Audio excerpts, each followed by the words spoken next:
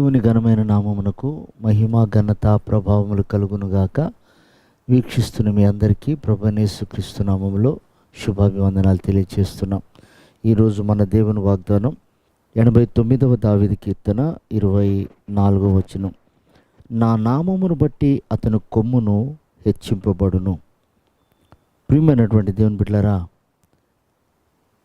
ఎవరైతే దేవుని నామమును ధరిస్తారో, ఆ నామమును గౌరవిస్తారో, ఆ నామమును కలిగి ఉంటారో, దేవుడు వారిని హెచ్చిస్తాను అని వాగ్దానం చేస్తున్నారు. నన్ను గనపరచు వారిని నేను గనపరుస్తాను అన్నాడు.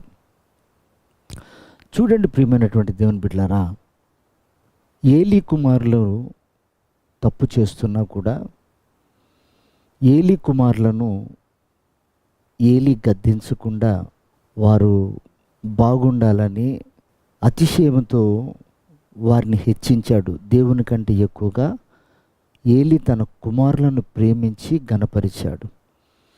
కాబట్టి దేవుని ఉగ్రత వారి మీదకి రాగా తరతరాల వరకు ఏలీ కుటుంబంతో యుద్ధమే అని దేవుడు ప్రకటించుకున్నాడు. చూడండి, అతడు ఒక యాజకుడై ఉండి దేవుణ్ణి గనపరచవలసింది.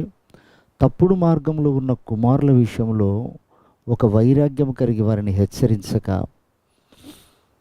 వారితో కలిసి తాను ఏకీభవించినందుకు ఏలీ కుటుంబము, ఏలీ కుమారులు సమస్తము నష్టపోయినట్లుగా బైబిల్ సెలవిస్తుంది. ఆయన నామం ఎవరైతే పెట్టబడతారో ఆయనను గనపరుస్తారు. చూడండి, అపోస్తులైన పేతురు, యోహాను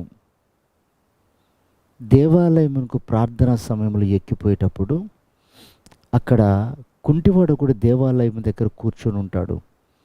అతడు వీరి దగ్గర ఏదైనా దొరుకుతుందా అని తేరి చూస్తున్నప్పుడు వారిరువురు అన్నమాట ఏమిటంటే, మా దగ్గర వెండి బంగారాలు లేవు, కానీ మా దగ్గర యేసు నామం మాత్రమే మా దగ్గర ఉంది అన్నారు. అప్పుడు ఆ నామములో ప్రార్థన చేసి నీవు లేచి నడువు అనగానే ఆ కుంటివాడు గంతులు వేసుకుంటూ లేచి వారితో కలిసి దేవాలయంలోనికి వెళ్ళాను అని బైబిల్ సెలవిస్తుంది. చూడండి, ఆ నామాన్ని వాళ్ళు గౌరవించారు. ఆ నామములో ఉన్న శక్తిని వారు అనుభవించారు, ఎదుటి వారికి ప్రకటించారు. అంతగా ఆ నామమును గనపరిచినందుకు అపోస్తులను దేవుడు అంతగా గనపరిచాడు. ప్రియమైన వారలారా, ఈ రోజున ఆయన నామం పెట్టబడినటువంటి జనాంగమైన మనము ఆయన నామం అన్యజనుల ఎదుట గనపరచబడాలి. అది సిగ్గుపరచకూడదు, అవమానపరచకూడదు. ఈ రోజున చూడండి, ఏలీ దైవ సేవకుడై ఉండి వారి కుమారులు తప్పు చేస్తుంటే హెచ్చరించలేదు కాబట్టి పతనమైపోయాడు. కానీ అపోస్తలుడైన పౌలు ఆ నామాన్ని గనపరిచి ఆశీర్వదించాడు కనుక అతడు దీవించబడ్డాడు, గనపరచబడ్డాడు. కనుక సంగమా, ఆ నామం పెట్టబడిన మన జీవితంలో ప్రభువుని మనం గనపరుస్తాం. ఆ గనుడి దగ్గర నుంచి దీవెనలు పొందుకొని ఆయన రాజ్యానికి మనం సిద్ధపడదాం. ప్రభు అట్టి కృప మనందరికీ దయచేయను గాక. ఆమేన్.